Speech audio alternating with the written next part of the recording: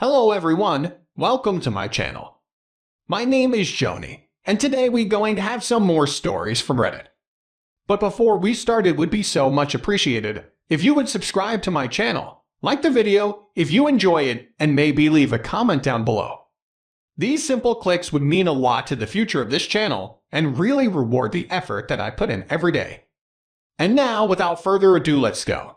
OP found out his wife cheated on him after he put a hidden camera in their house which showed her affair with her. OP then sent the video to his lawyer, and now his wife's life is a complete wreck. Now let's get into today's story to find out what happened. I'm a 27-year-old man, and my ex-wife is 23. Looking back on everything now, I believe we got married too young because we were pressured into it by my MIL. We got married when I was 23 and she was 18. We were in college when we met and started having intimate, which led to accidentally conceiving our child. So before I met her parents, she was carrying my baby. I felt so responsible, and she was a wonderful girl and seemed very bright and intelligent. I didn't want to leave her now, and I couldn't ask her to have an abortion. So a month after I met her parents, she told them what happened. They were shocked, but not as upset as I thought they'd be.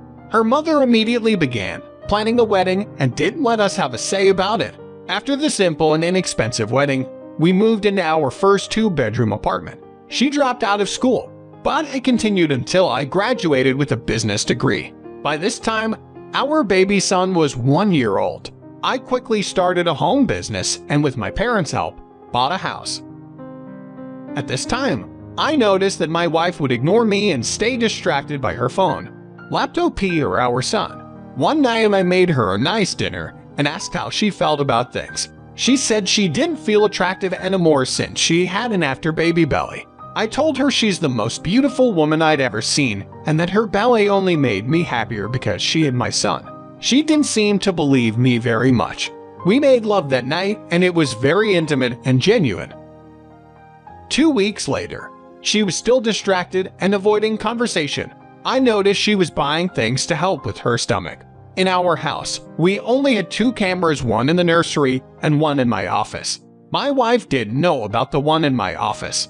While I left the house one day to meet with a client, I got a notification on my phone that motion was detected in the office. For some reason, I felt nauseous when I saw this notification. It was like I knew something was wrong. I watched the video to see my wife enter the room, sit on my office chair and take very bad pictures of herself. I waited with little hope that she'd send me these pictures, but she didn't. I didn't know what to do because I didn't want her to know I had a camera set up.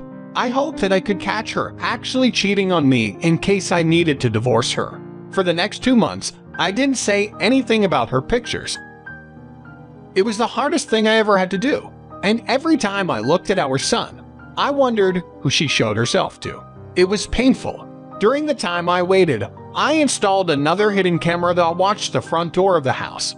When I came home from another client meeting one day, my wife was especially happy to see me. This was odd. She paid me extra attention while we ate dinner together and avoided her phone altogether. I knew something was up immediately, and after she fell asleep, I checked the camera footage. I found the proof I needed. While I was out, she let a man I've never seen before into her house. She went into the living room with him out of sight from the camera. 20 minutes later, he walked butt naked to the bathroom across the hall. I can't describe how disgusted, betrayed, and sick I felt. That feeling still hits me sometimes to this day. After I discovered the evidence, I wasted no time. While my wife slept, I packed her a week's worth of clothes and even gave her some money. When it was all ready, I woke her up and showed her the video. She was half asleep at first, but then her eyes were wide in panic. She immediately started to beg me for forgiveness and said that she didn't know what was wrong with her. She said she thought it would make her feel better. I asked if by it she meant cheating on me and sleeping with a man she hardly knew, and to that she was silent. I told her our son was staying with me and she was leaving. She sobbed and cried. But it wasn't about our son staying with me, only that she didn't want me to divorce her.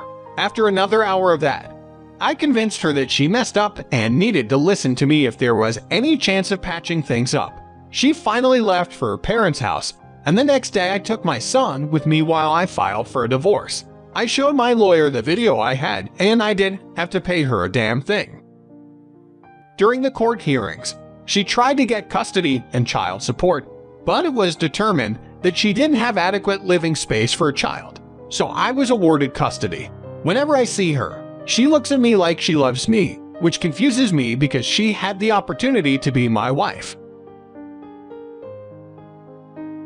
Now for today's second story. I met my ex-fiancée when I was 28 and she was 24.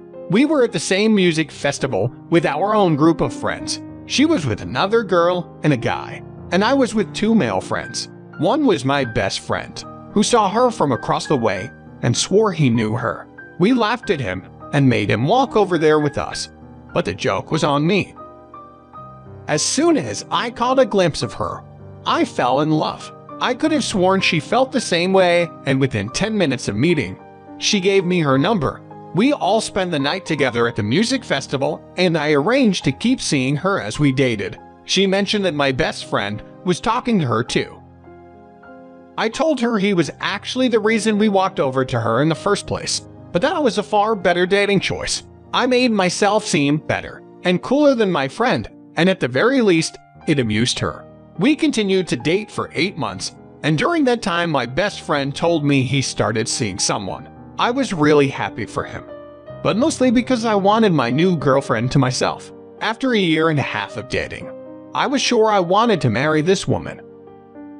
She was everything I'd hoped for in a lifetime partner. She played the piano and I played guitar.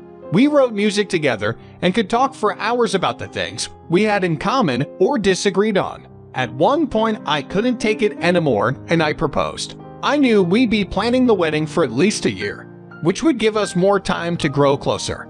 This notion made me want to bring her around my friends. I figured I kept my fiancé and best friend apart long enough and that it would be great to go on a double date. When I asked her how she felt about it, she got really weird. She told me she didn't want to see him because he used to have feelings for her. She also added that she didn't want us to compare relationships while on the double date. That made sense to me, but I did mention it had been over a year now and that he told me he was happy with his new girlfriend. She still disagreed with the idea. I was pretty set on getting my best friend to hang out with us. It felt a terrible idea to get married to her while she refused to be around my best friend. What if I wanted him to be my best man? I decided to ask him how he felt about going on a double date. He asked what my fiancée said when I asked her, and I lied to say that she agreed to it. After that, he hesitantly agreed to meet at a restaurant since her phone was broken. My girl's Facebook Messenger was logged into my phone. I got a notification that he messaged her asking if they were going to talk to me about something. This seemed highly suspect, replied, as much like her as I could manage, telling him it would be the best thing for everyone. I held my breath until he replied in agreement. We got a table for two at the restaurant since I tried to keep my fiancé from catching on. As soon as my best friend entered the restaurant, her skin turned pale and she looked at me. She started stammering as he got closer, wondering what was going on. I played dumb until he got to the table and I asked, "Where's your date?" He looked at my flanks like she was supposed to say something, and she looked at him like she was indescribably mad and confused. Finally, he said I must know something, otherwise he wouldn't be there. Her head dropped into her hands as my best friend explained that they'd been seeing each other and having it intimate the whole time we were dating. My jaw dropped. I had not expected this level of betrayal from either of them. I screamed something, although I don't remember what, and left the restaurant. On the way out, she tried to follow me. I could hear her yelling that she chose me, but I left her there. Over the next week, her friends tried contacting me on her behalf. They said things like she was sorry she was torn between the two of us, but decided I was the one for her and other bullshit. Eventually, all contact with her friends stopped. I heard that she moved into her parents' basement because she was too broken-hearted to work and pay her own rent. My friend sent me a handwritten letter to apologize, but he knew as well as I did that we weren't going to be friends ever again. I know I'll meet someone better than her, but it bothers me that I didn't know what was going on. I feel like the one who lost the most.